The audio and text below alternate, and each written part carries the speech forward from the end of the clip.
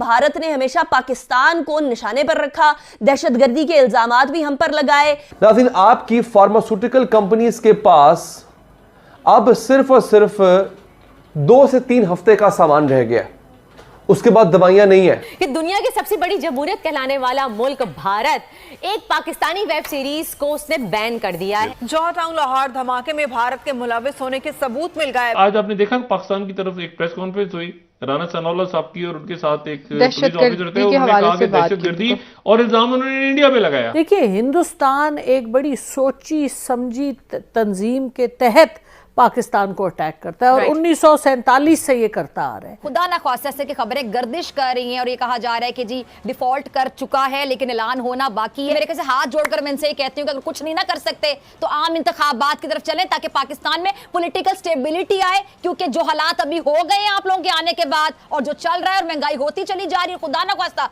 मुल्क अगर डिफॉल्ट हो गया तो ऐसे नहीं चले। और फार्मास्यूटिकल मैन्युफैक्चरर्स एसोसिएशन ने कहा है कि भारतीय खाम माल साज कंपनियों ने पाकिस्तान को डिफॉल्ट करार दे दिया है। यही सवाल इन रॉ के एजेंट से हटके अगर मैं तालिबान की तरफ भी लेके जाऊं तो यही मसला वहां पर भी है। तो वॉशिंगटन में पाकिस्तान की जो पुरानी एम्बेसी की इमारत है उसको बेचने का फैसला कर लिया।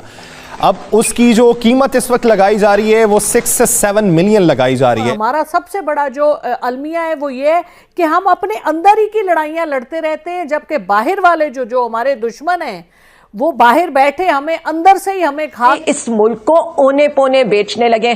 पहले पूरे मोटरवेज इन्होंने गिरवी रखे, एयरपोर्ट्स इन्होंने गिरवी रखे, उसके बाद अब आप ये आ गए हैं बिल्डिंगें बेचने। आज मैं किसी से बात कर रहा था, भी जी ये डिफॉल्ट होगा, लोग यहां से भागेंगे। मैंने कहा लोग तो पहले ही भाग रहे हैं भाई, लोग तो पैदल चल के इस्तांबुल जा रहे हैं और इस्तांबुल से जो कश्ती निकलती है यूरोप की तरफ उसमें 70% पाकिस्तानी। इमरान खान साहब को एक अमेरिका के रियल एस्टेट में काम करने वाले हैं जो पाकिस्तानी नैयाद हैं, उन्होंने टैग किया है। उनका ये कहना है कि मैं यहाँ पे काम करता हूँ और मुझे इसकी अहमियत का अंदाज़ा है कि ये कितनी महंगी है, ये मैं $12 मिलियन में इसका खरीदार हूँ। तो भारत के ताने बाने किसी भी तरीके से डराए करना उसके लिए पॉसिबल नहीं है, इसलिए क्योंकि sitting naval commander Kulbhushan Yadav Pakistan की इस टाइम पर तहवील में है। और यह भी याद रखिए कि भारत हमेशा दहशतगर्दी का रोना दुनिया के सामने जो है वो रोता रहा, लेकिन हम इंटरनेशनल डोजिया जिसके अंदर इंडियन इन्वॉल्वमेंट होगी टेररिस्ट के हवाले से, वो अब आलमी सतह के ऊपर एक बार फिर लेकर जाएंगे, आवाज बुलंद करेंगे। जय हिंद दोस्तों। तो जैसा कि पाकिस्तानी मीडिया चर्चा कर रहा है कि भारत से जो दवाइयाँ आती हैं उन पर भारत बैन लगा रहा है। अब ये मुझे समझ नहीं आता कि काफिरों की दवाई पाकिस्तानी खरीद क्यों रहे हैं। आपको प्रतिबंध लगा देना चाहिए, क्योंकि काफिरों की दवाइयाँ हैं, पता नहीं क्या करके दवाइयाँ भेज दें, तो आपको इन दवाइयों पर तो ख़ास तौर पर प्रतिबंध होना ही होना चाहिए। आप लोगों को स्वाभाविक है इस तरह की बातों पर थोड़ा गौर करना चाहिए। ये बात पाकिस्तानियों ने नहीं सोची होगी, मैं बता रहा हूँ, सोचिए, विचार करिए इस चीज़ पर कि आपको भारत से दवाइयाँ नहीं लेनी चाहिए, क्योंकि पता नहीं क्या मिलू के दे दे। काफिर हैं यार, काफिरों का कोई भरोसा नहीं है, तो भारतीयों का कोई भरोसा नहीं, कुछ भी दे सकते हैं। इसलिए आपको इमीडिएटली खुद से प्रतिबंध लगाना चाहिए कि जो भारत से मेडिकल जितनी भी दवाइयाँ आ रही हैं सभी पर हम प्रतिबंध लगाते हैं। व्यापार तो ऑलरेडी बंद कर चुका है, थोड़े मोटे मतलब 1-2 आइटम दवाइयाँ वगैरह और कुछ ज़रूरी चीज़ें अभी भी आ रही हैं, उन पर भी आपको प्रतिबंध लगाना चाहिए। और पाकिस्तानी मीडिया यहाँ भी चर्चा कर रहा है कि भारत हमारे खिलाफ षड्यंत्र स्टार्टिंग से कर रहा है। षड्यंत्र स्टार्टिंग से नहीं कर रहा है, षड्यंत्र तो हमने करना शुरू किया है 2014 के बाद से, क्योंकि यहाँ पर एक स्ट्रॉन्ग सरकार आई। पहले मिली जुली सरकारें हुआ करती थी, अपने अपने हितों के चक्कर में वो कभी देश हित में फैसला नहीं ले पाए। लेकिन अभी करंट सरकार ऐसी स्ट्रॉन्ग सरकार है कि वो देश हित से कहीं और जाती ही नहीं। तो 2014 के बाद से क्या हुआ, हालांकि थोड़ा समझने में टाइम लगा, 2-3 साल लगे, तब समझ आया कि नहीं, कुछ इलाज करने का तरीका ही दूसरा है। पाकिस्तान पर हम हमला नहीं करते, पाकिस्तान पर हमने कभी भी हमला नहीं किया, किसी भी तरह की बेफिजूल एयर स्ट्राइक नहीं की। हाँ, आप उंगली करोगे तो फिर जवाब देना बनता है, वैसे हम नहीं करते हैं। हमने सीधा सिंपल देख लिया है कि भाई इनकी नब्ज़ कहाँ है। नब्ज़ है पैसा। आपके जो हुक्मरान हैं, आपके जो आर्मी के जनरल वगैरह हैं, ये सब पैसे के लिए हैं। तो इनके पास पैसा कहाँ से आ रहा है? अमेरिका दे रहा है। अमेरिका क्यों दे रहा है? अमेरिका इसलिए दे रहा है क्योंकि भारत को टारगेट करना है, उसे चीन को टारगेट करना है, उसे अफ़गानिस्तान में अपने हित निकालने हैं। इसीलिए अमेरिका पाकिस्तान को सपोर्ट देता रहा है। अभी थोड़ा कम हो गया, उसका चक्कर है भारत, वही मैं समझाने की कोशिश कर रहा हूँ।